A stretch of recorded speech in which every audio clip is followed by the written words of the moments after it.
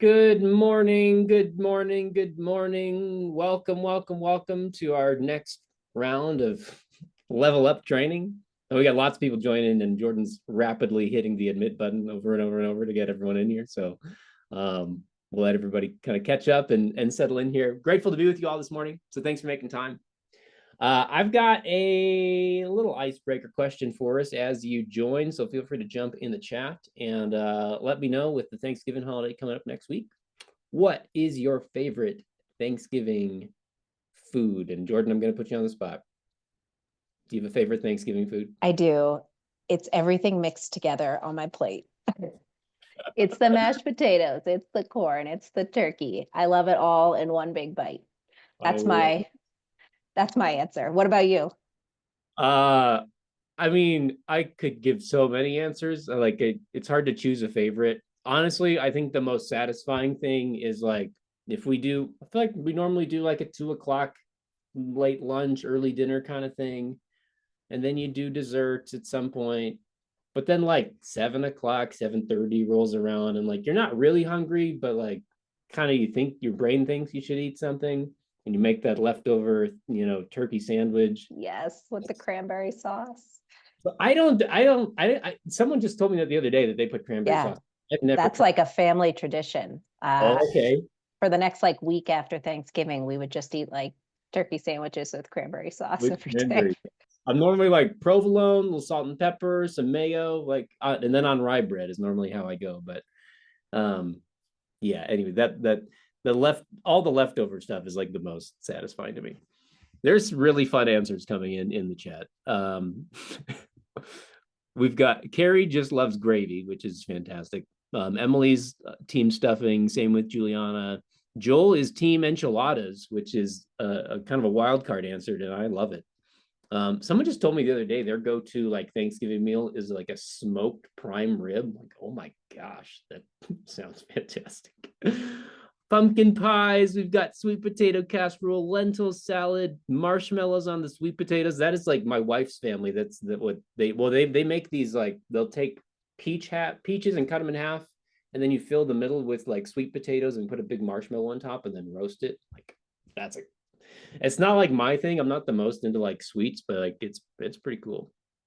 A lot of sweet potato fans, a lot of stuffing fans. Genesis stuffing combined with anything else. Yeah, that's understandable. Well, keep those keep those favorite foods coming in. It's always just fun to see a little window into your traditions and things.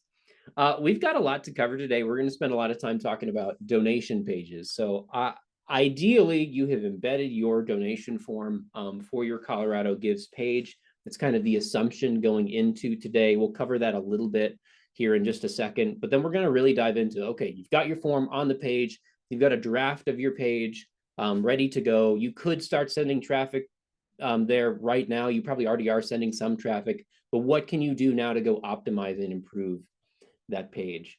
We've got a couple just like housekeeping items before we get too far. Jordan, did you want to make your or share your screen and make your announcement? Yeah. Hi, everybody. Just a quick reminder here. Thank you all for being here as always. Let me go ahead and share my screen. Just a quick update on the matching grant that we're setting up for you. And for those who maybe weren't able to be on the call last time, we are providing through the Level Up program additional matching funds. I am going to be setting them up on your organization page, and they are going to be scheduled to be available starting December 10th. So the big day, Colorado Gives Day. It will be $1,000 at least as a match. Potentially up to $2,000 if you are embedding your form. Those matches will be set up by the end of November. And I'm giving you guys a little bit of extra time because so many folks were emailing and working hard and working with their webmasters to get their forms embedded. So I'll do a final check on November 26th for everybody in the Level Up program to see if you've embedded your form on your website. So thank you all for working hard. I know it's a busy, busy month and busy time of year. If you have any other questions, you can email me directly. And with that, I'm going to hand it back over to Nathan so we can jump back into the content. Cool. All right. I'll go ahead and reshare my screen. A couple just other notes, like before we dive in. Our next meeting is coming up real quick. We're not going to meet at the end of December when it's kind of too late to make any changes for year end. So we're going to meet the day after Giving Tuesday, which is also 6 days before Colorado Gives Day. So if that's not on your calendar already, make sure that you mark it so you can join us for that. We're going to be spending most of that time talking about how to basically maximize your results as you get into like the last week of the year. So at this point, it probably will be too late to be, continually tweaking, changing things related to Colorado Gives Day. So we'll set our sights on like, what do you do during that last week of December to make sure you maximize your year-end results? So mark your calendar for that if it's not marked already. Today, what to expect. I've really got kind of two main things that we're going to cover today. First, we're going to talk about core principles of an effective donation page, and ideally, by the end of this, you're fully equipped to go implement those kind of core concepts, core principles.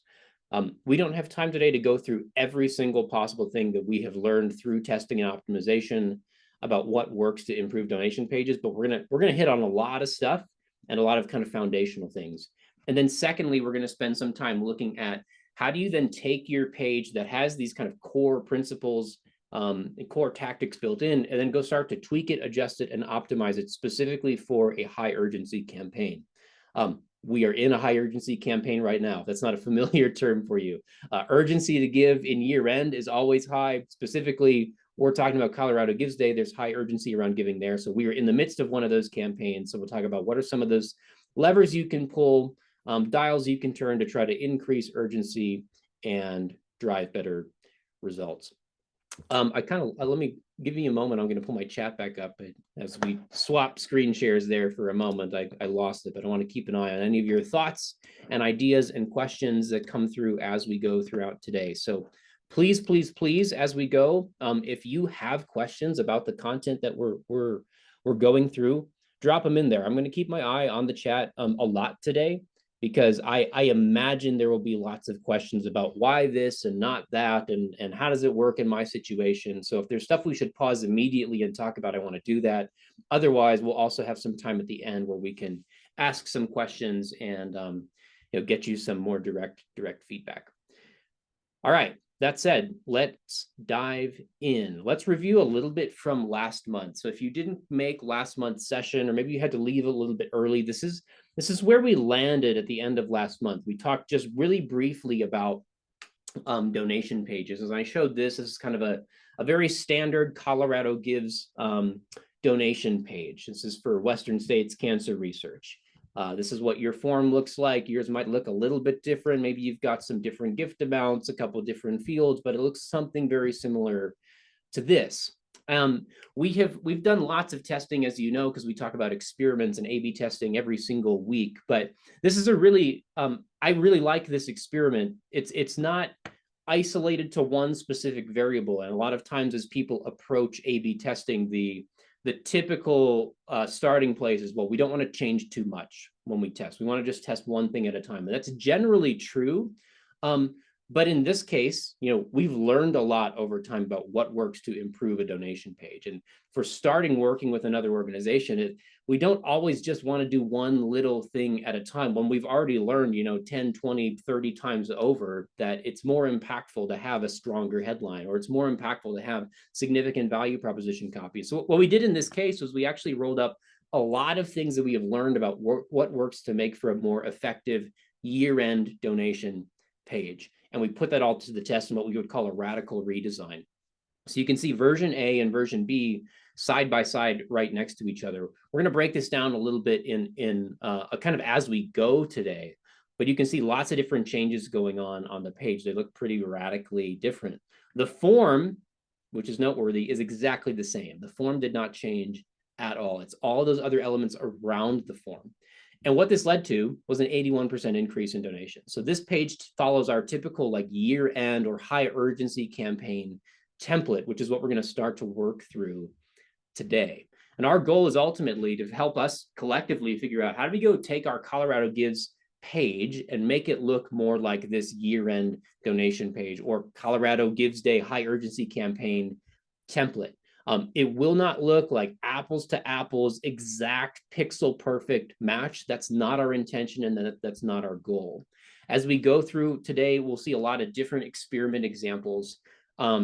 And you'll see lots of different form tools that are being used. So a lot of the organizations we work with they're not just using one tool. We have to work in almost every tool that's out there. So you're going to see a lot of different flavors of what forms can look like, but we're going to zero in on the principles that make these pages more effective, regardless of the exact details and nuance of your form design. Does that sound good? Hope that sounds okay. We're going to try to focus on those principles and not just talk about how to make it like pixel perfect. We spent a little bit of time here, and just as kind of a refresher, if you haven't seen it, if you're still working towards embedding your donation form, the only way to get your page to look something like what you see on the right side of the screen is by using an embedded donation form. So if you're using WordPress or you're using Wix or you're using Square, using some other type of like website content management tool, you'll build your page there and you'll embed your form. And Colorado Gives allows for that within the platform. So just a quick little recap of where to go find that if you haven't done it already. On the left side of your kind of navigation panel in coloradogives.org, you have this embedded donation form navigation item. Everyone in Level Up should have that enabled. If for some reason yours is not, Jordan can help you out. But you click on that, and then you have all the same kind of donation page editing options, tweaking your gift array and the different amounts. You can add those kind of, I would call them gift handles, those descriptions of what different amounts can possibly impact and possibly do. So you can go tweak all that, tweak your receipts, tweak your thank you messaging, all those same controls.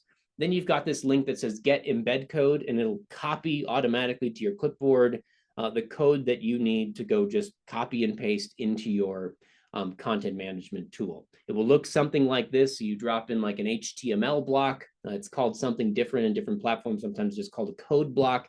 You paste in your code, and then like magic, you have a donation form on your page. So if you haven't done this already, I would highly encourage you to make this your priority after our session today, and then work on all these kind of other optimization tweaks. Once you've done that, you'll have a page that looks something like this, where down here, this form, this is your embedded form. You've got all this other copy and all these different things going on the page that are just controlled on your landing page or on your website builder. And then at the top, even you can use other kind of, you can embed other widgets and things from other tools and other platforms as well to go power countdown clocks and other things you might want to put on the page. But everything is going to be controlled primarily in your content management tool. Now, as you look at this, and this is where we'll start to kind of deviate away from where we were last week and start to dive a bit deeper, there's probably a lot of questions that you have as you look at a page like this. I've done lots of different trainings with lots of different organizations on donation pages, and there's a lot of common questions that come up when you just look at a page like this. So if you're feeling questions like this, if these are coming to your mind, it's very normal. Why on earth is there no navigation? That might seem strange to some of you. Is it really effective to have a countdown clock? Are these things really impactful, or are they just kind of a gimmick? Why is the copy so long? A lot of people will look at copy like this and say, well, people don't read that much online. I don't want to read that much online. Do I really need that much copy? Everyone has always told me that the goal is just to get people to the form and reduce friction and just get them through the process as fast as possible. So why on earth would you put this amount of copy on there? Why aren't there any pictures? Why aren't there any images? We won't spend too much time there, but if we have time at the end, I've got a few experiments we can dive into. Don't I want my form to be above the fold so that it's visible? I can put my copy down below if people want to read it, but don't I just want to get them to the form as fast as possible? Shouldn't I put that up the page? What should I include in my form? I have a bunch of other questions that I want to ask people. I want to ask donors. Can I go add 5 other fields of different things that'd be really good for us to know about our donors when they give? So we're going to start to cover and touch on all these different things. I see Jennifer jumping in. Curious because our organization website has been updated with lots of information, and that can be a good thing. So we're going to explore copy. We're going to explore page design. We're going to explore a lot of different things today, and I'm going to show you an experiment, real data for every single recommendation that I'm going to make. But again, blow me up in the chat if you got questions and concerns about any of the recommendations, because I'd love to make sure that you feel confident about the things that I'm going to recommend that you go implement. Before we dive too far, I think I've said it like 4 times now, but I want to start with just a little like A/B testing pop quiz, just because I think it's fun. And I think maybe it will open our minds to thinking a little bit differently about what we have typically held as best practices and help us just to let them go, because best practices are not always the best performing. So let that inform your votes here. I'm going to keep an eye on the chat. You let me know what you think as we look at these different experiments. Here is a donation page experiment, an A/B test. Just to recap what that is, if you're not familiar or need a refresher, the traffic going to this donation page was split in half. So during the same time period, 50% of visitors were seeing what you see on the left side of your screen, version A. 50% of visitors were seeing what you're seeing on the right side of your screen, version B. The main difference that's going on here, if you haven't spotted it yet, version A has this express checkout where they had this donation form tool, has their own kind of like where you can save your donation information if you've given before into like your donor wallet type of thing. That's the express button. They also have Google Pay available, trying to make it more helpful for, obviously someone on a mobile device to just move a little bit faster, and even on a laptop at this point. And then version B does not have those express checkout options. They're just removed. They're hidden. And so they're trying to see which of these is more effective. Let me know in the chat. What do you think? Which form is going to lead to more people giving, version A or version B? There's a lot of B's. I'll tell you what, no one ever votes for B. So you've been well trained to always vote for the option on the right side of the screen.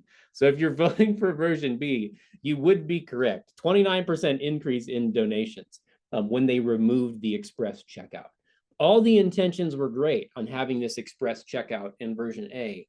But the reality is there could be a few things causing it to slow people or causing donors to slow down. It could be confusion about what the express button means or what express checkout even means, because it's like a proprietary, unique to this donation form type of option.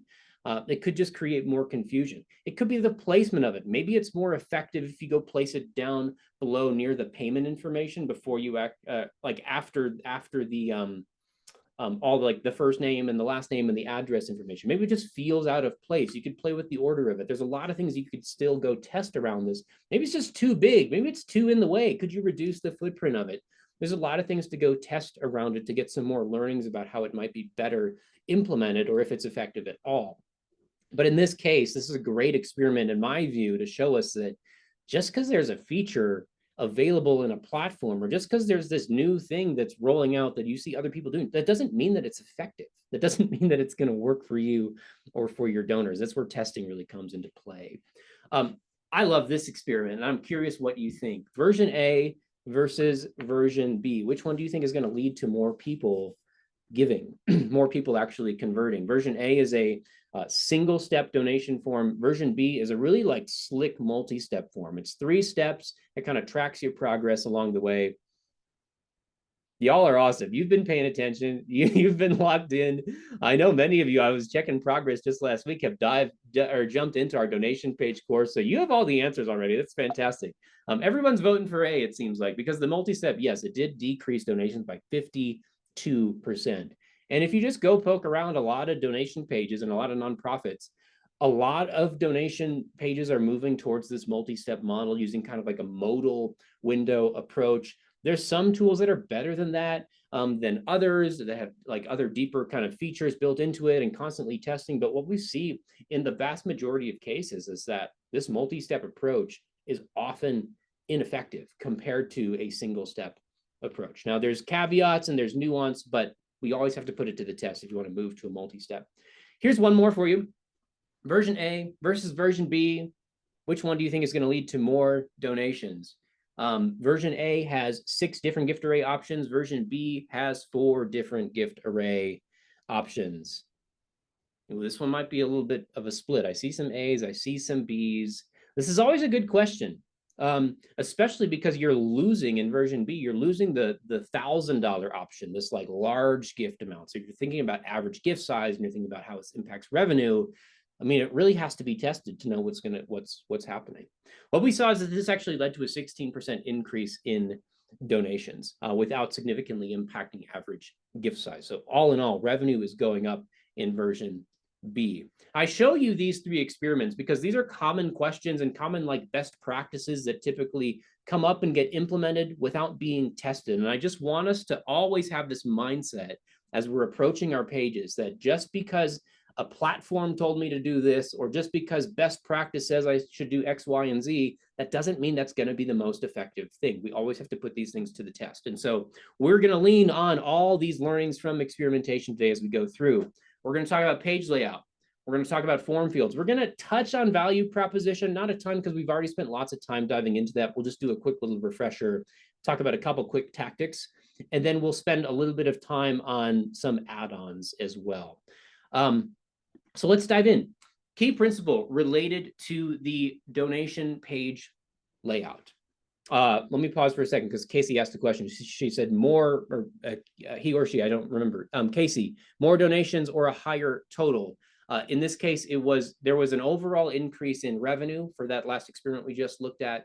Donations is what we were able to conclusively validate through the A/B test, is that it actually led to a lift in. So we're measuring total transactions. That's what I mean by donations or conversions, but it did also lead to an overall increase in revenue. Okay, key principle on page layout. Organize the donation page to reduce distractions and logically lead towards the call to action. That's ultimately what we're trying to do with our page layouts. We're not trying to, give people a bunch of different options of other things that they consider. We're trying to lead someone down a logical path towards giving. Very similar to what we've talked about as we talk about how to go craft your appeal with that kind of problem, solution, impact framework. Kind of logically driven, narrative driven, conversationally driven, but it's always leading in one single direction.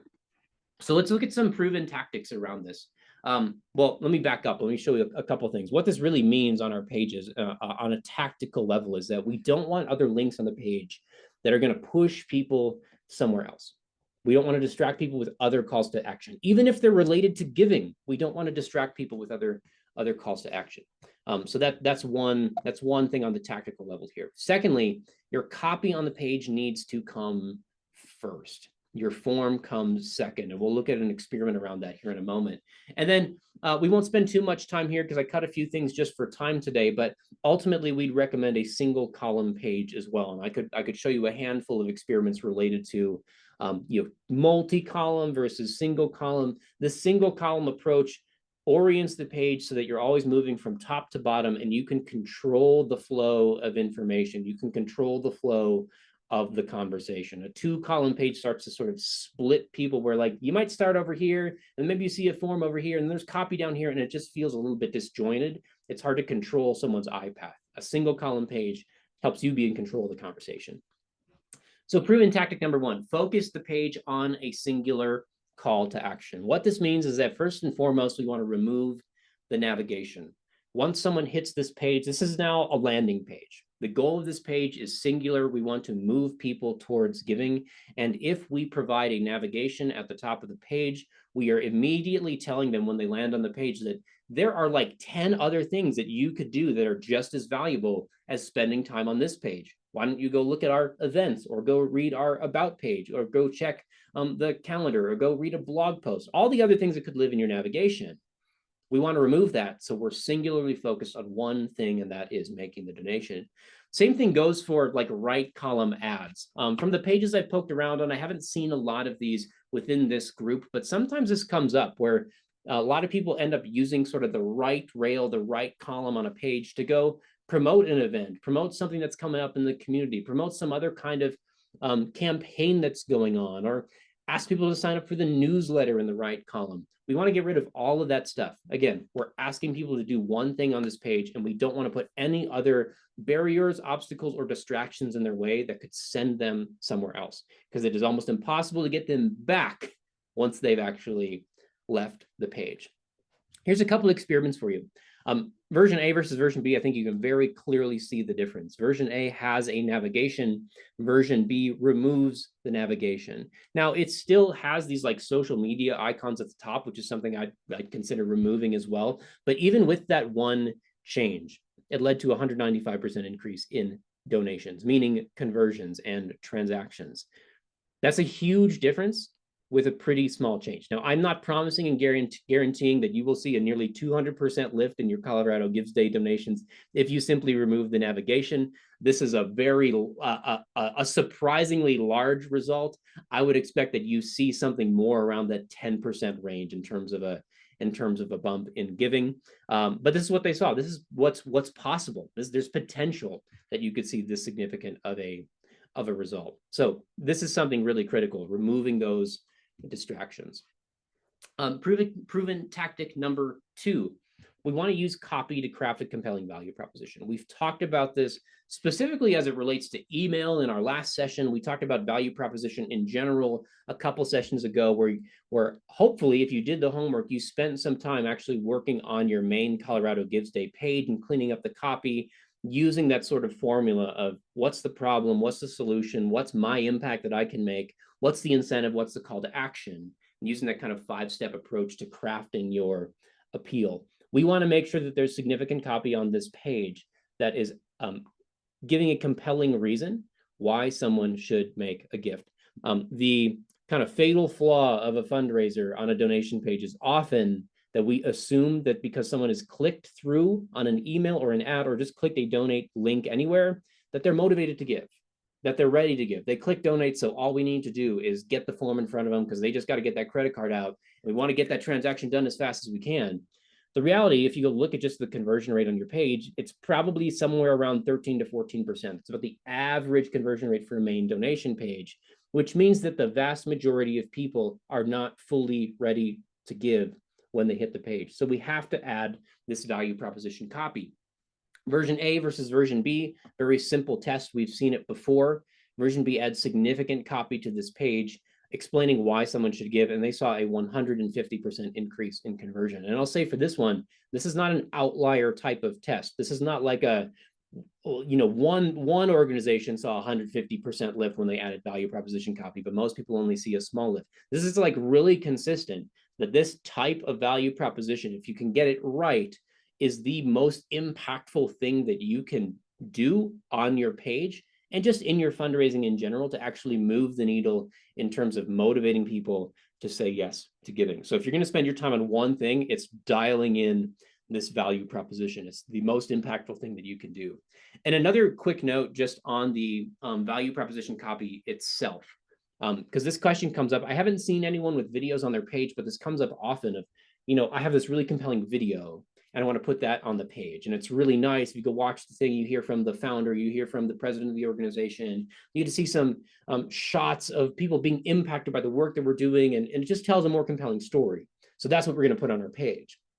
What we have seen time and time again, and this is not to disparage video because there's other channels that it's really impactful for, but on a conversion page like this, we always see that copy outperforms video in terms of the medium that we communicate the value proposition through. So your eyeballs might pop out of your head when you see this number in a moment. This is not an outlier experiment. There's probably 5 different experiments that see this same level of change in donations. Communicating the same value proposition that's in the video, but doing it through copy led to a 527% increase in donations on this page. So they took this 3-minute video that was really nicely produced, high quality. They took all the copy and the transcript and they turned it into meaningful copy on the page. So it's the same core message, the same core value proposition, but communicated through text. So don't lean into video as your primary means of communicating value proposition on your page. Lean into text. Use that video in cultivation in your campaign because it's really good and it's really compelling and it's going to pull on people's heartstrings. But when you are driving them to a page, use copy. I'm going to pause for just a moment because I see like a million comments and questions. We're all chatting and having some great comments in here. I just want to pause here on the 527% because I think it's also, again, I'll be the first to admit, I would think, wow, it's so much nicer to consume a video than it is to spend time reading, but it's not the case. And I just, that video should be in the emails prior to and prepping them to land on the page. I just love that. We're having some great questions in here. Caitlin had asked, when you're talking about copy on the page and not having any links, what if that link jumps down to where they need to donate? Like, what if it prompts them to donate faster? Yeah, it's a tricky one, honestly, because I've seen it go both ways. We have an older experiment in our library where we tested that during like a year-end campaign, where there's a link at the top, like there was no navigation. You had a logo in one corner, and then you had a donate button in the other corner. And the donate button it was an anchor link, so it would just drop you down to the form. The assumption being someone's ready, they hit the link, they jump to the form, cool, they could skip the copy, like that's probably better. And it actually led to a decrease in people giving because it allowed them to skip over the reasons why they should actually make the donation. So if you let them skip that, then they don't have the full context of why they should actually be giving. At the same time, we've seen some experiments, particularly with mobile users who have been really well primed to make the gift, where like you've sent meaningful emails, they've had a clear understanding of the value proposition. In this specific experiment, I don't have it to show, I don't have it in my slides here today, but they have like they're a broadcast organization as well. So a lot of traffic being driven to the page, they're hearing on the air, radio, and even podcasts and other channels like that about why they should give. And when they got to the page, there was a button that said start my gift that dropped them down. It was just for mobile users, but that led to a significant uptick in giving. So it's hard to say exactly like what's the best approach because it's a bit contextual. From what I understand today, I would say if you have people coming to your page that are very well primed and cultivated, specifically coming on mobile, those types of anchor links can be impactful. But I wouldn't go like if this is the first time someone's really engaging with you, if you can get to that like detailed view of your traffic, I wouldn't put those anchor links because I don't want them to skip past the reasons why they should give. That's not probably the answer you're looking for, but that's the honest one of what we've seen in our library of results. Okay, Jordan, any other major questions that stand out to you? I do see and you were having this conversation in the chat with Kathleen, it looks like. And I just for the group, I think it's good to address again, like a lot of these examples, and you've already seen probably 3 different form tools so far. It's okay that they look different. I don't think any of these examples actually use the Colorado Gives Day form, because again, we work with a lot of organizations who use a lot of different tools, and that's okay. I think the specific comment was the example, we don't have tabs for donate once and monthly. You're right, you don't have tabs. We're going to talk in a moment about the form and really kind of the core principle around it. We've seen those tabs certainly be effective, but not every tool has that as an option. But the core principle is the order in which you ask for the gift frequencies, and we'll look at that in a moment. Jordan, anything else that stands out to you that we should chat about before we keep rolling? Carrie had asked, what is the suggestion for other ways to give? Do you have how people to help people with other information? I think that's a really actually good one because I see that a lot. Like, hey, also you can do a check. Hey, also this thing over here. What is your advice on presenting that information? My first recommendation is use data to inform your decision of whether or not to show that and where to show it. If you have lots of people that hit your donation page and ultimately choose to give in other ways, whether they're ultimately giving through the mail, or they end up choosing to make some type of like planned donation, or they want to give through Bitcoin or some type of crypto, or they want to give a gift in kind or give stock, all that sort of stuff. If that's like a really big part of your program, it makes way more sense to make sure that that's a visible call to action on the page. For most organizations, that's going to be a super tiny sliver of people that are actually hitting the main donation page. And you can go drop that to the footer. People are going to find it if it's in the footer. People are going to find it if it's in like your main navigation on the rest of your website, but not on this donation page. There's a couple organizations that we work with that do have some larger programs where people are giving in other ways, and sometimes they'll put a little link in the top, like in the navigation, basically, where that's the only navigation link, and it's just a little drop down that has the 3 or 4 other ways to give. So it's out of the iPath, it's out of the way, but it's still there if you need it. That is really the main thing, is that do not put it in the iPath, do not put it in the middle of the form. We don't want to distract people with it, but if you need it, make sure it's present on the page. Again, my preference would probably be the footer, unless you have good reason to make it a little bit more visible. Okay, we've got lots of questions. I think some of them will be answered as we go, so I'm going to keep us moving forward. Another proven tactic here when it comes to the layout of the page, we want to order our page like a logical conversation. You've heard me say that a few times, but we want to start with the why and we want to end with the call to action. Sometimes the temptation is to go put that form up top and get people to the form as fast as possible. Same type of concept as we're talking about with the like start my gift button or having the anchor link that drops you down. But ultimately, we don't want people to miss the reasons why they should give. Even if they're already fully motivated to give, they're going to make a donation. Having additional reasons why could cause them to choose to give a larger gift than a smaller gift. Some people need that information to choose to give in the first place, and so we don't want them to skip it. Here's a great little experiment. Again, very different type of donation form, but the principle here is the same, where version A, you have kind of the gift array up top, the different giving amounts and giving options. You've got an other field and you've got a donate button that starts you into kind of a multi-step process, and all the copy is down below. Version B, they flip it, where all the copy is up top. All the value proposition is right there in front of you when you first hit the page before you get to what really is the call to action, which is the form.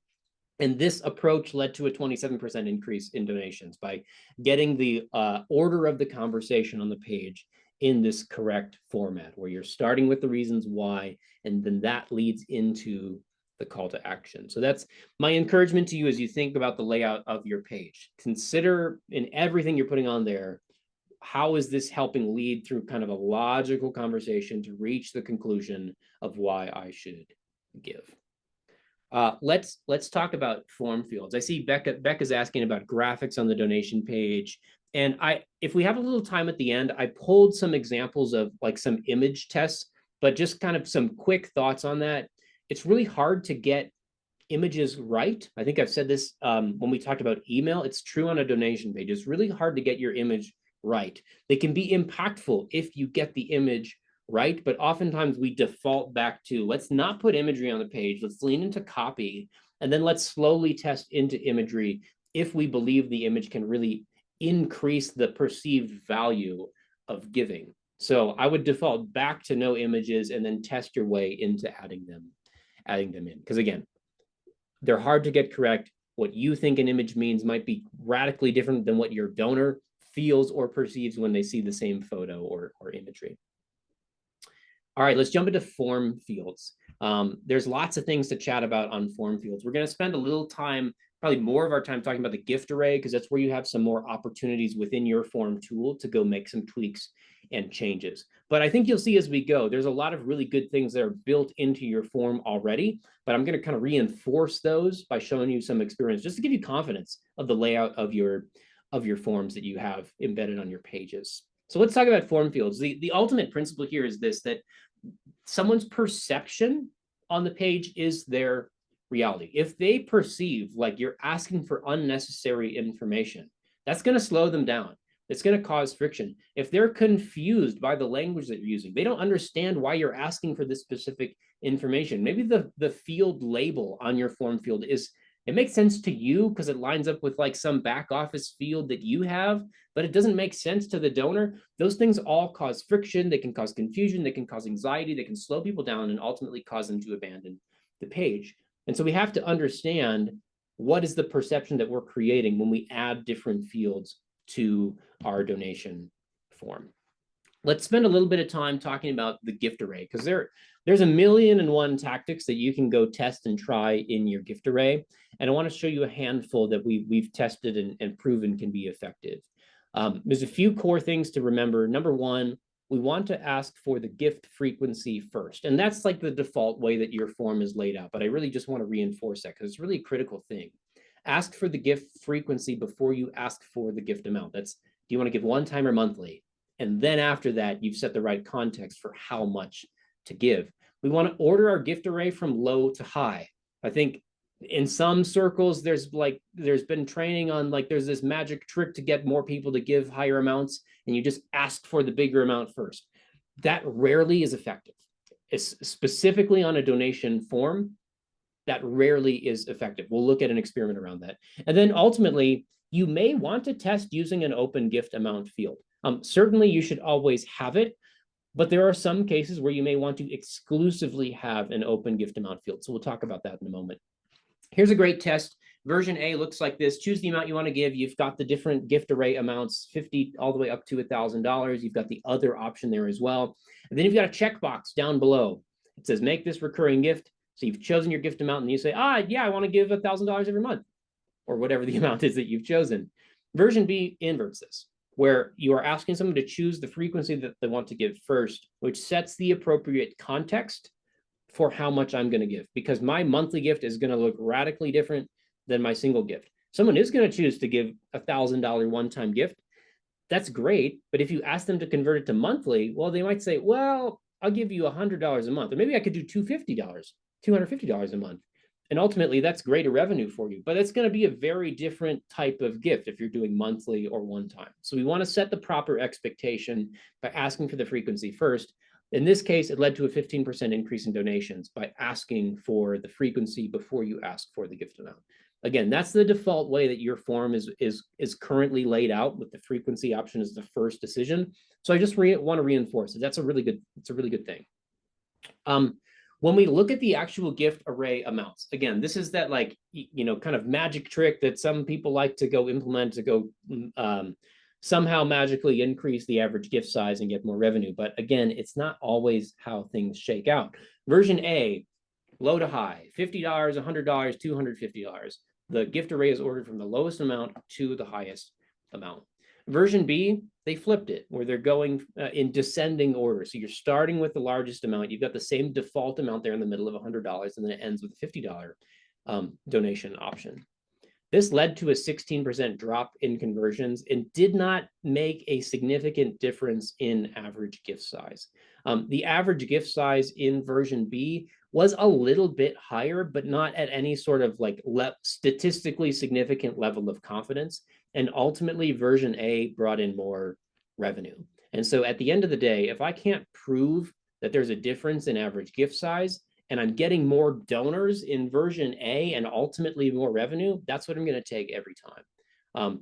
Even if you lost on average gift size a little bit, I generally am going to take more donors because I'm banking and betting on the lifetime value of those donors being that much greater than the little bump that I could get in average gift now.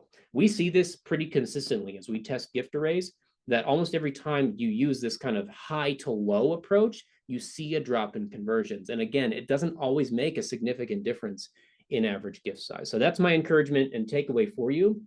If you're using this high to low approach, consider flipping that and going low to high, because you're likely going to see greater conversions.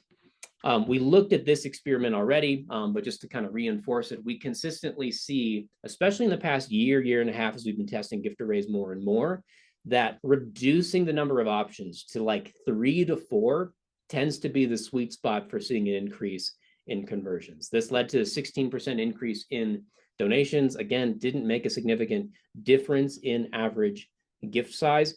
Oftentimes, even in something like an email appeal, we see that if you go ask for a lower amount, it often doesn't mean that someone's going to give you a smaller amount, but it might lead to more people choosing to give and still giving at that same kind of average gift size level. So 3 to 4 is kind of the rule of thumb for gift options, plus then the other option as well. This is a really fun experiment. It's really different and maybe challenges some assumptions. Version A has a lot of different options. They had not run the test to go reduce the number of gift array options yet at this point. They've got 6 different gift array options, plus they've got the custom amount. But what they tested was removing the gift array entirely and using an open gift amount field. The reason that they tested this was they saw that they, generally speaking, had a pretty high average gift size. I forget exactly what it was in this case, but good benchmark for that is like over 150 bucks, pushing 200 bucks, pretty high average gift size. And a lot of people coming to this page were repeat donors, people who have given before, not a big like new donor acquisition type of page, a lot of repeat donors. And so they said, what if we use just an open field? Might it actually inspire people to choose to give more? Maybe by giving them these lower options, we are actually kind of inhibiting their ability to go give at the capacity that they have to give. What they found was that it actually led to an overall increase in total donations. It did increase average gift size. It did increase revenue. It also led to more people actually choosing to give just in general. So there might be something to test and to consider for you, specifically if you have a lot of repeat donors or you have a very high average gift size. So that's something to consider. Let's talk about form fields specifically, like beyond the gift array.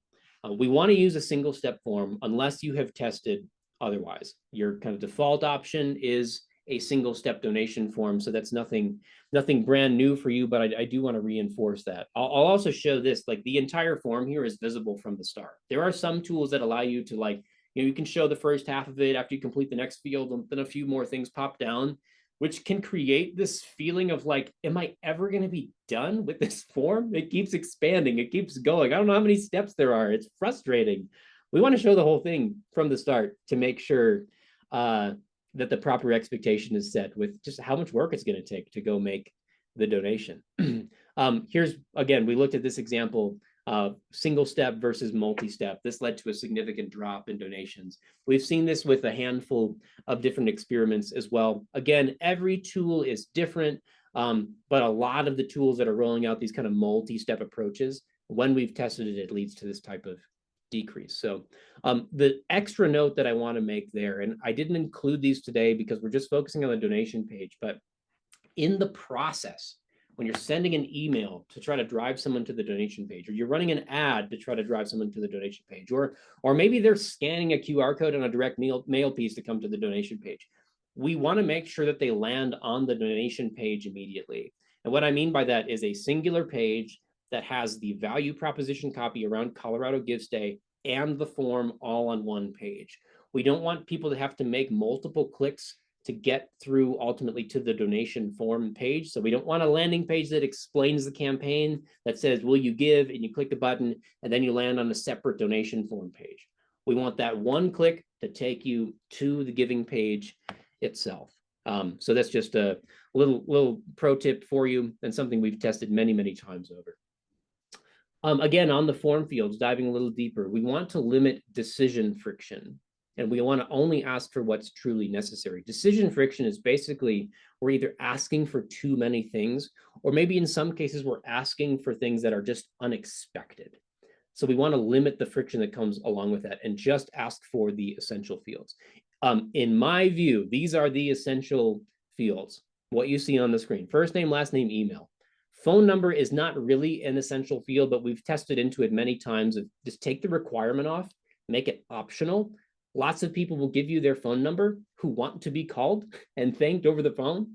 And the people that don't want to, they won't give you their phone number, and that's okay. So you can keep it on as an optional field without harming conversions. And then obviously you need the basic billing information, country, address, city, state, postal, and then you need the basic payment information. Anything else above and beyond what you see on this screen is non-essential for the transaction, ultimately. There may be things that you want to learn about your donors. There may be things that you want to capture on this page. There may be things that are actually beneficial, but these are the only things that are absolutely essential. Anything else I would recommend must be tested in order to really know the impact that it's going to make. The most common additional field that you're likely going to be putting on your page is like a gift designation option, or in some cases, maybe a tribute or an honor of type of field. I want to show you this experiment.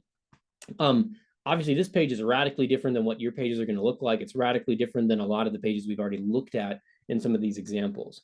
But this organization, you can see, has like 1,000,001 ways that you can go designate your gift.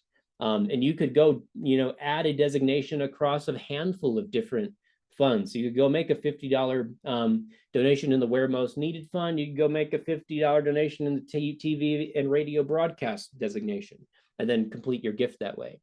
Version B reduces the amount of options really significantly, down from like 11 to 5. They put the rest behind like a See More link. Just reducing the amount of options in this case led to an 11% increase in donations. And my encouragement to you would be to not have this type of functionality on the page, to not have those gift designations unless you really, really need it for a really critical reason, because it is just another decision to make that most donors are not going to be prepared or expecting to make on the page. Bare minimum, default your gift designation to the Where Most Needed fund, so that the question is already answered. And if someone wants to go designate it in a very specific way, they're likely coming into the page with that expectation already, and they can go change it. But for everybody else, they're covered with a default gift designation. We also see things like this. So in the control, they have the option to go cover the donation fees. They've got an option here at the top to go dedicate their donation. In version B, they tested just removing those additional questions, and they saw a 107% increase in donations. So that's something to just consider. More broadly, is just any additional questions that you ask on the page can make an impact on whether or not someone gives. And in this case specifically, it may just be the order of where these questions were asked. Maybe these things would make more sense to come at the end of the process after you're already pretty much committed to the gift to go ask these additional things. So the questions themselves matter, but also the order and the placement can matter as well. All good things to consider. Form field tactic number 3, organize your fields to build momentum and reduce the perception of work. What that means, and this is already taken care of for you, so this is just a good reinforcement, but we want to group related fields. You may come across some forms and some nonprofits that have forms that are just super long. You've probably seen these where it's just like one field on top of another, on top of another, on top of another, and it looks like the page is infinite scroll to just get through the form. Put your first and last name next to each other on the same line, email and phone number on the same line, city, state, zip code, all on the same line. It reduces the amount of length of the form and changes someone's perception of the amount of work that goes into it. And then payment information should always come after the contact information. Again, it's like asking easy questions first. It's real easy for me to tell you my name, my last name, and my email, and all this sort of stuff. The hard questions are the payment information. That's where I may have some more anxiety and potential friction that comes into the process. But now I've already said yes to a bunch of other very simple questions, and I've built momentum throughout the process. Here's a couple quick experiments. Again, version A is that like stacking every field one on top of the other. Version B is grouping related things. It reduces the length of the form. The form is exactly the same. There are no additional fields. There's no reduced fields. They're all the same. They're just laid out in a way that makes it feel like it's less work. And it led to almost a 40% increase in donations by just tweaking the layout of the form fields. Again, that's already covered for you in your default tool through Colorado Gives, but I just want to reinforce that there's a lot of good things going on in that form that are playing to your advantage. In terms of the payment information, I don't believe that you can go tweak the order of the information. So again, just a good reinforcement here, but version A versus version B is just playing with the order of where the payment information comes in. Do you ask for it before the contact information, or do you ask for it after? And in this case, they saw a 36% bump in giving by making sure that it comes after the contact information. So all good things for you to note and remember related to your forms. I believe this is my last one on form fields for you. We want to address anxiety, and this is just a larger principle. We want to address any anxiety on the page as soon as we can. And what I mean by that, what I mean by anxiety is anytime I'm going to go provide information that maybe is a little bit sensitive, I'm going to have some anxiety that builds up. Whether I know it or not, I'm asking questions about, is my payment information secure? Like, is it going to get stolen? Is somehow there's going to be a data breach where somebody gets my card? I'm going to see a bunch of random transactions in the next week, and I got to go through the whole process of canceling cards and filing for fraud stuff with my bank or my card provider, all that. I don't want that. You don't want that. There's tons of anxiety that can come up as we're making this type of transaction. And so we want to address that as soon as we possibly can on the page. In an ideal state, you'd throw some language right there near the card information that says your payment information is secure. Another way to do it, and probably the best way for you to do it, is to go add copy that's right below the form that says something to the effect of what you see on the page. Your gift is going to impact this change. So you're reinforcing the value. Your payment information is going to remain secure and it's going to remain private. So you can use this space underneath the final donate button to reinforce security, reinforce privacy, and also reinforce the value of the gift. This is like the point of no return on the page. Once I click the button, I'm done. Transaction's over. I've made my donation. So this is your last best chance to go really just reinforce that someone is making a good decision and that they can trust you. Here's a quick little experiment around that, adding a little padlock icon and the impact that just something like that can make. Specifically, in this case, they're wrapping the payment information in a gray box that already kind of exists, maybe not the padlock icon, but the designated box that already exists in your form tool. But this led to a 20% bump in donations. This is like the real kicker experiment, though. This is a pretty incredible one. The percentage number might be lower than that 500% increase we saw earlier with the video, but this was a really, really powerful test for this organization. Version A has a little language underneath the donate monthly button. Once you donate, an account with a temporary password will be created for you in our support center. That's pretty much it. It's not really addressing anxiety. It's not addressing privacy. It's not reinforcing value. What they tested was adding this language. That padlock icon is actually animated, so it's not an open lock. That would be the opposite of what we're trying to do. You watch it close in the animation, and so it kind of draws your eye to it, and it says, we take data and privacy seriously. Your payment information is secure and will be used only to process your gift. Now, this organization has a really big program. They raise a lot of money. This is specifically their monthly donation page that they see a lot of transactions come through, and they ran this one test to reinforce privacy and security, and it led to an 11% increase in donations, which for them is a 7-figure lift. If you go look at like annualized revenue coming in from monthly donations, this one test led to a 7-figure increase in revenue for this organization. So this type of stuff can be super, super powerful. If I'm making a monthly gift, I know you're storing my payment information. What are you going to do with it in the meantime? What are you going to do with it between now and the next time that you have to process my card? Is it going to be secured? This type of stuff is really, really powerful. So make sure that you use space on your page to address this. I'm going to kind of skip over value proposition. I was going to do a little quiz, but I'm looking at time and I want to make sure that we fit everything in today. But just to reinforce the 4 kind of main elements of a value proposition, you've got appeal, clarity, exclusivity, and credibility. So when it comes to the copy on your page, I want you to go back to those kind of tools that and skills that we've built over the past few months to really take a good look at the copy on your page and see how you can improve it. But a couple just quick hits on other copy tactics. Don't forget to give a really clear call to action. It can be as simple as make your donation to our organization today. You can insert your actual organization name there. This quick experiment is literally just adding this one sentence at the bottom that tells you what your donation is going to do. So it implies a call to action, and it led to a 49% increase in donations. So don't miss the call to action, because it can be really powerful to go connect the dots from the value proposition to the form. It's like the transition statement to actually get someone to say yes. Format your page in a way that's scannable and easy to read, especially if you're going to have longer copy on your page. We want people to be able to read it well. This is another like radical redesign type of page. We're pulling the premium image out and putting it in more of a supporting location. It's no longer like the primary centerpiece. And there's a lot of copy formatting that we added to this page to just make it read a lot cleaner and a lot better, make it a little bit more scannable. Just those paragraph breaks cleans it up. It makes it easier on your brain and on your eyes as you read from line to line. That approach led to an 82% increase in revenue. So make sure your pages read well and read nicely, and you can use formatting to make it a little bit more scannable and easier to see those key critical value proposition points.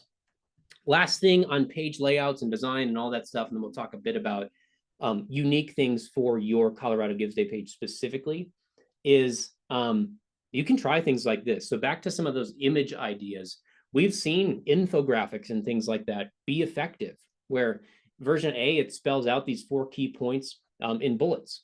Version B, it spells it out with more of this kind of infographic style approach. Makes it a little bit clearer, easier to read. It stands out. They saw a big increase, 236% increase in donations by using this design approach to make it clearer what those kind of unique claims of value were that helps people choose ultimately to give.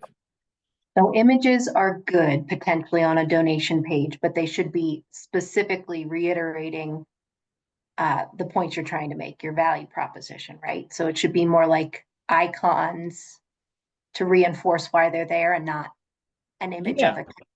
I mean, just broadly, make sure that they're intentional. Like, don't just have images for the sake of having images or just because a template said that you should have one. They should always be doing something.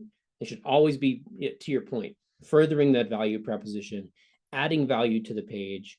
And then with photography and that sort of stuff, just be careful with it because it's easy to choose an image that maybe can be harmful because it might imply, oh, look, you put a bunch of happy kids on here. Maybe there's no donations that are needed because everybody's taken care of.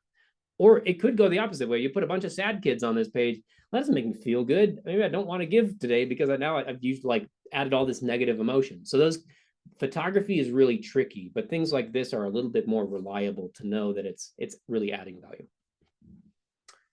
All right. I'm looking at time. Again, we're at 10 o'clock. We've got 30 minutes left, and I want to get to a handful of different things. So we'll kind of move quickly, and then we'll spend some time answering questions. But when it comes to your actual campaign page, meaning the page specifically for Colorado Gives or for end of year or for any larger high urgency campaign that you're running, there's two main principles and strategies that we want to make sure that we leverage. One is continuity, and the other is adding urgency. So we'll talk about both and we'll move fast through them. But when it comes to a campaign page, this is typically the flow. You might go send someone an email.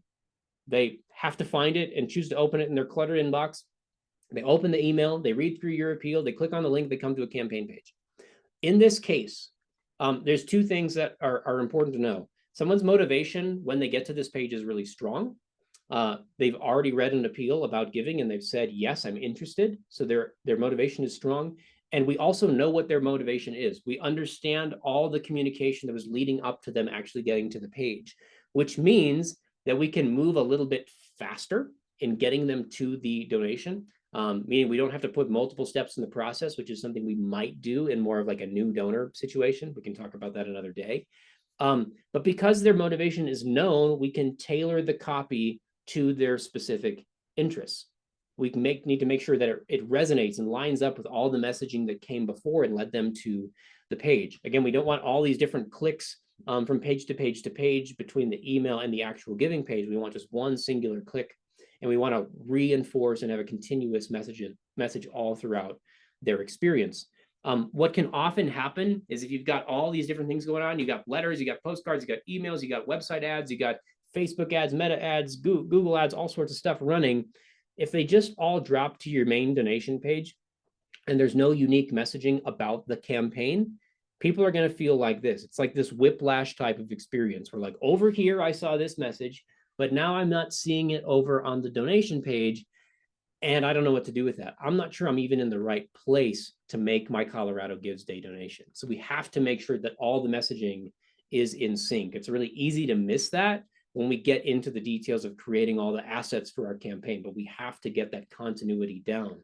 One real quick example, I got this in my inbox, I believe this was last year, maybe a year and a half ago or so, where this is talking all about earning my bronze seal, but also it's talking about Apple Pay and a handful of different things. It's to me, it was a bit of a confusing email, but the main call to action says, earn your bronze seal.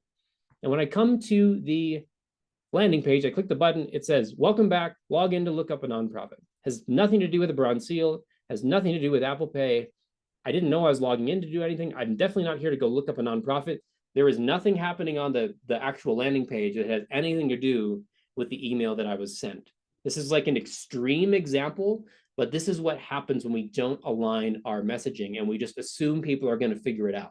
They don't figure it out. They end up with a tremendous amount of confusion and they're just going to bail. And then they're going to go put it in a presentation and use it as a poor example when they go teach on continuity later. So make sure that you line up your messaging. It's really critical.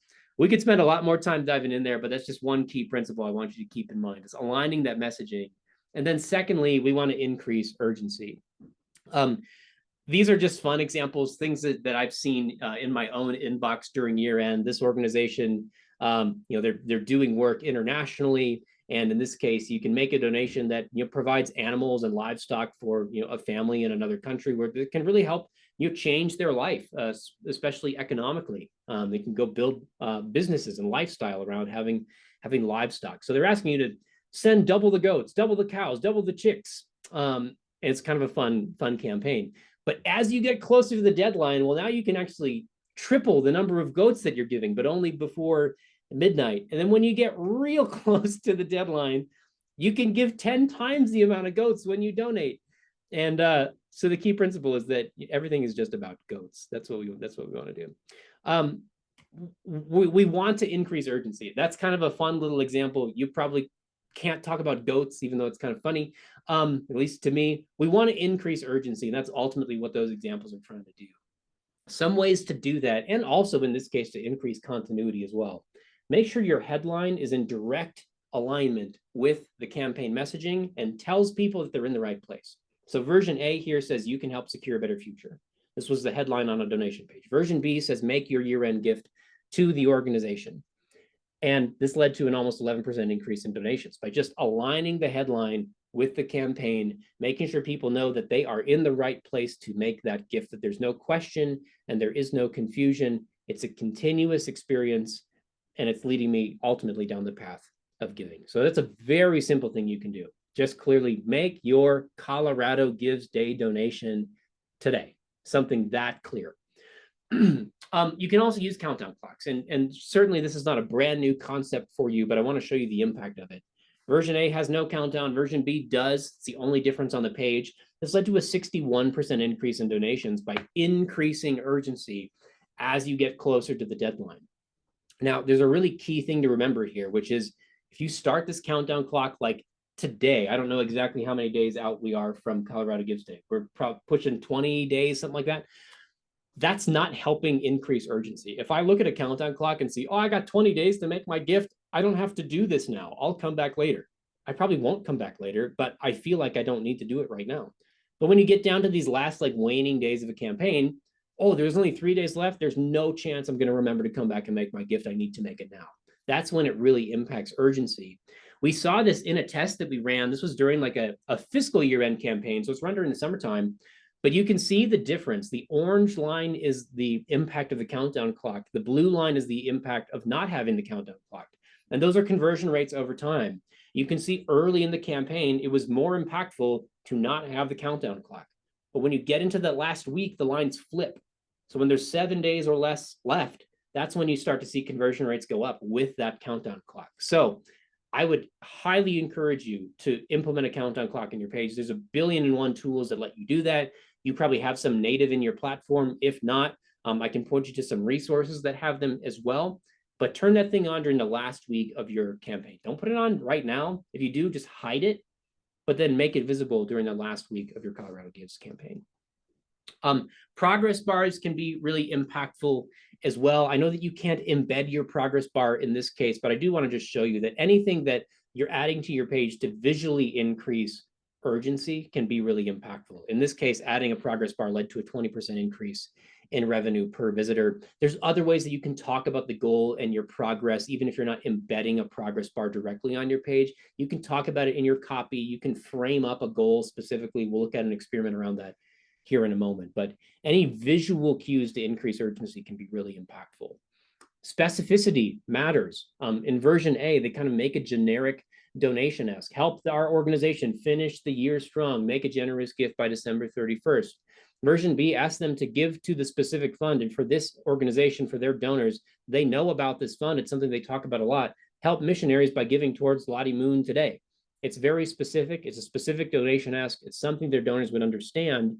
And the more specific ask led to a 16% increase in donations versus just a generic, like, help us finish strong. So we want to be specific in our copy, not just ask for the generic gift. And then we want to be tangible with our goals. I can't remember if I've shown you this experiment before, but it's one of my favorites. And we have several like it where Version A is using a percentage-based goal. They're counting up to $100,000 giving goal, and they're at 88% of the way in the screenshot at least. And so I know that if I want to move the needle, I've got to go give $1,000, or else I'm not going to see that thing move up even a single percentage point. They ran sort of a complicated test where they tested having a hourly number of donors goal. And so they had a little tracker. So there's some like tech behind the scenes in this case. Yours does not need to be that complicated, but they flipped it so it's framed around a number of donors goal. There's 2 donations left to reach the goal by the time we took the screenshot. This approach led to a 25% increase in donations. My encouragement to you is that on your page, have some language that's specifically asking people to be one of however many donors are needed in order to reach the goal. Give them a goal that's tangible and not just purely based on a big revenue target that they can't necessarily put a big dent in. If you're trying to, raise a big goal, you can do some math around your average gift size and figure out how many people are we going to need to actually give to this campaign, and then use that as your goal instead of just the revenue target. So make it more tangible. That can be really impactful. And then finally here, you all likely have incentives, especially if you've embedded your donation form. You're going to get this $1,000 matching opportunity, which is incredible. We want to make sure that's visible and clear. Believe it or not, both of these pages clearly talk about a matching opportunity, but it's a heck of a lot easier to see in version B. Version A talks about it right here. Your support today doubles through a $645,000 matching gift. Version B has the same language, but it also has this big orange bar at the top that's impossible to miss that says a generous donor will match your donation today up to $645,000. And adding that, this increased visibility of the incentive led to a 44% increase in donations. So just because you have text on the page that says your gift can be matched or whatever the incentive is, that might not be enough. You need to make sure it's abundantly clear, reinforcing, especially if you've messaged or included it in an email, that they see it when they hit the donation page. So it's abundantly clear that I'm in the right place to have my gift match or to receive that incentive, because that can increase your conversions. Back to this page and back to this test where we started. We looked at this original page, very simple, very to the point, versus version B that uses a lot of these tactics we've just covered. They remove the navigation. They specifically mention the campaign goal. They add this countdown clock to increase urgency. They have a lot of copy on this page explaining why someone should give, not just because they have a goal and there's a deadline, but because there's real impact to be made with the donation. They are explaining that there's tangible impact to be made. Every dollar that you give will reach 10 people. They're kind of framing it in a tangible way. They have a clear call to action to transition into the form. They use this additional progress bar and kind of visual cue to reinforce urgency. It's not next to the countdown clock where it could maybe cause some visual confusion. It's separated, which is a good note to make. But all these different things they implemented on this page, and that's how they led to this 81% increase in giving across their year-end campaign. These are all things that you can do. We have 17 minutes. That's how good I am at mental math on the fly. We can go a couple different directions. We could spend some time answering some questions, which I'd like to do. I also have a real Colorado Gives Day page that we could go put up on the screen, and we could go share some ideas and thoughts around. I would like to spend a few minutes answering some questions, and then we'll go ahead and look at an example page. Jordan, if you're there, are there any like themes in the questions that have come in that you see and things that we should really make sure we spend some time discussing? Yeah. So I think there was a couple of people who had some really good feedback on the embeddable form. And so when you have specific product feedback, send that straight to support@coloradogives.org, because there may be ways that adjustments can be made. And either way, we are collecting that feedback and making product improvements all the time. So thank you guys for providing that feedback. Also, I think another theme was just that all of these forms look a little different, right? And so I think overarching what you're trying to say is here are some tactics that you can apply on your donation form page to turn around and collect more donations than you were previously, even if it's going to look a little bit different than what your screenshots are. So that was what's going on in the chat. I'd love to see an example Colorado Gives Day form and see what everybody else has to say about it. Yeah, we can pull that up. I'm scrolling through questions too and seeing if anything really jumps out to me. I saw there's a question from Joan, which I'm just going to give a big shout out to Joan because she has jumped in and completed all of our we call them the CFOP courses. It's like our 4 primary training courses. So Joan, I've got a certificate I got to get signed and sent to you here soon. But Joan's diving into all this stuff, and I love it. It's a huge encouragement. She's asking, what about the copy under the donation amounts? I think when we were talking about gift arrays and things like that, that can be an effective thing, like adding I call them gift handles. I think there's a million names for them, but adding those little descriptions of like, hey, a $25 donation does this, a $100 donation does this. I'd be careful with them that you're not saying that every giving level does something different. I think that can get really tricky because what it implies is, okay, if I give $25 and that's going to provide like 5 backpacks, or I'm just making something up. I don't really want to give the backpacks let me back up. $25 gives 5 backpacks. $100 gives, 100 meals. Like if they're 2 very different things, I want to give more backpacks. So does that mean I just need to make like 25 or a bunch of one-time gifts at the $25 level to give the backpacks? Or if I give $100, can I change how the gift is being used? It can just add confusion if the different gift handles are about different things. Those can be really impactful to just frame up kind of the context, though, of the level of impact that can be made. So it's hard to say exactly what that should be for every single organization, but I would just be careful of like creating this sort of false dichotomy where if you give this amount, it only does this thing. If you give this amount, it only does this thing. That could kind of put you in dangerous territory. Scrolling through. If you've got like a really pressing one, drop it in the chat here so I can see it more recently, because there's a million thoughts and questions coming through. And again, a lot of it's around kind of the tool and the platform. Copywriting course recommended we make the descriptions and the levels very specific. How do we balance the feedback from them versus what you're saying? That's a good question, because I haven't seen what their training recommends. So I think in the copywriting course, they're saying to be specific and reflect your value proposition. They're not telling you to be specific about 5 backpacks, because we don't want people to think that you're purchasing 5 backpacks with this 100% tax deductible donation. So I think it's just a matter of being specific as it relates to your communications, to your campaign, and to the value proposition that you're putting in front of folks before they land on the form. That's how I interpreted it. Yeah, that's a good note. And we've certainly seen tests that would validate that and reinforce that. Where you don't want to just say like your $100 donation reaches 5 people. You want to have the context of what that actually means, how it's impacting people. And that could be spelled out in that gift handle, but it can also be spelled out in the larger value proposition copy above. So that's a really, really good note. I'm going to go. This other one about tax credits. So I thought that was a good one, because I think I would struggle with that too. Like, the tax credits are really important. We see donations more than double if you are presenting or have set up tax credits on Colorado Gives. If you're talking about it with your donors, there's just more appeal. Is that something that they should be spending time talking about on the donation form? Should it be the copy beforehand? What is your advice with tax language related to the Colorado state tax credits? I don't know enough about like the Colorado state specific ones, but I mean, it's worth mentioning for the sake of like reinforcing it. If it's meaningful to someone, you want to have that type of language there.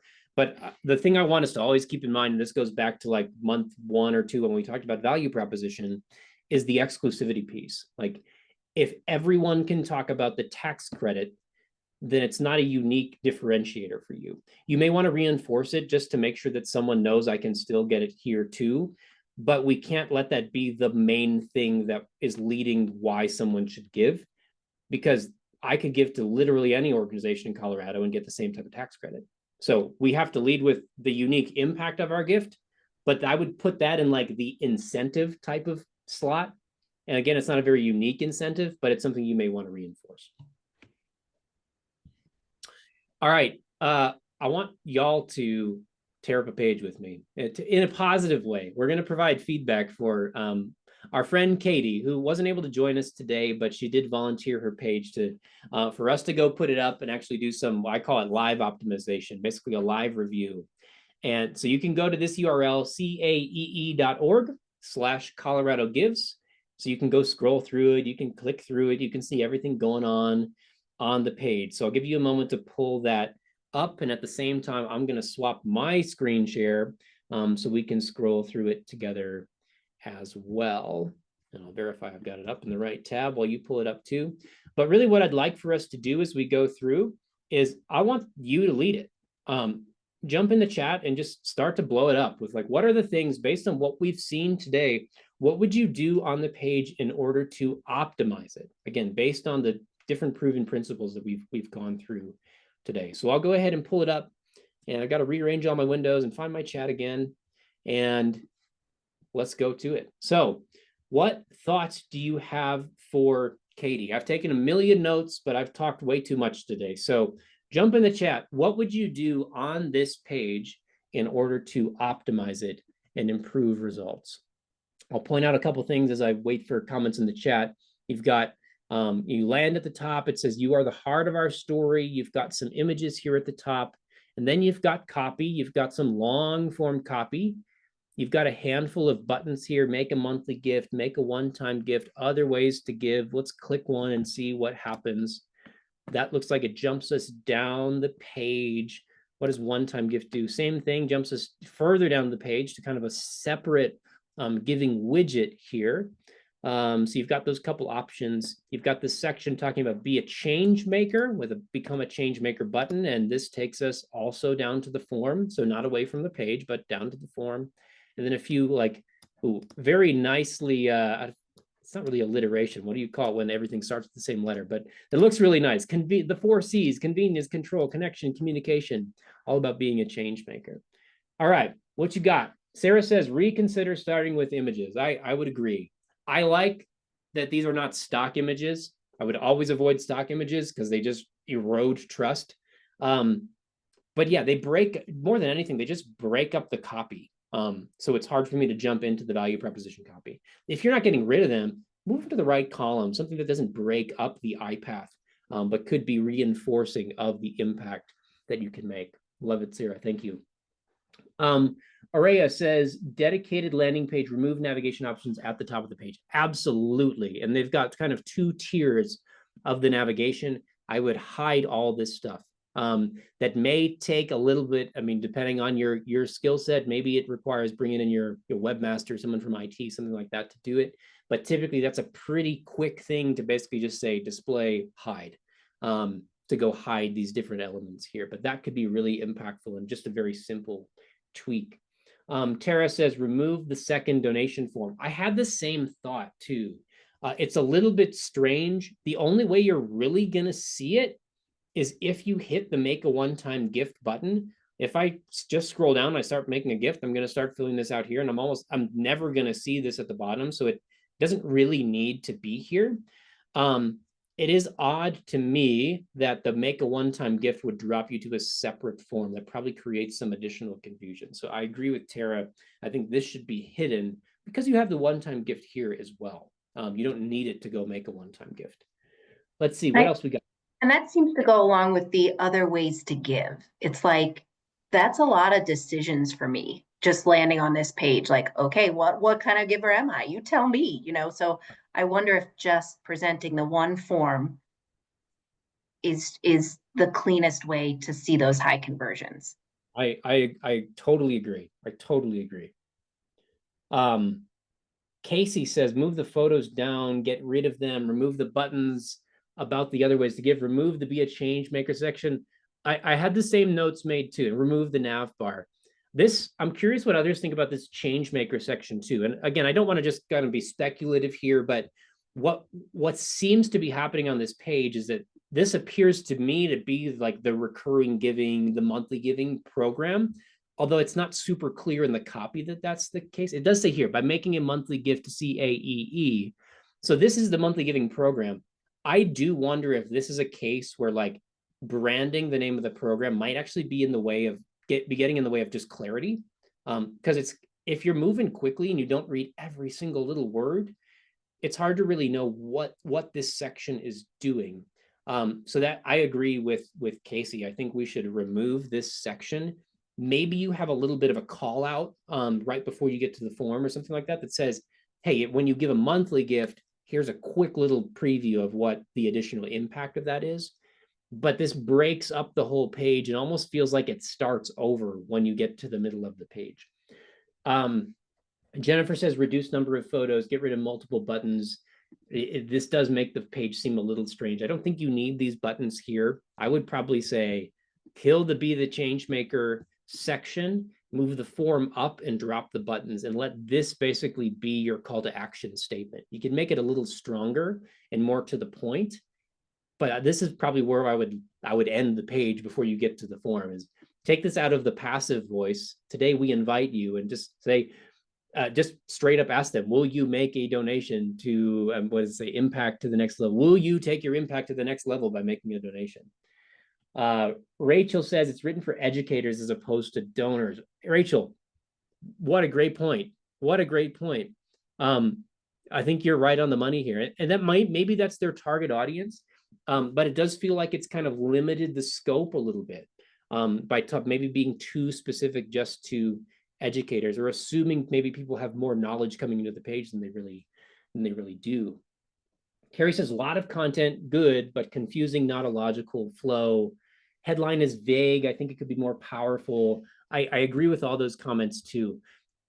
This you are the heart of our story, that's vague. I don't understand what it means. It makes me feel good, but I don't quite get what it means. There's not enough detail there. I would flip this to specifically talk about making your Colorado Gives Day donation.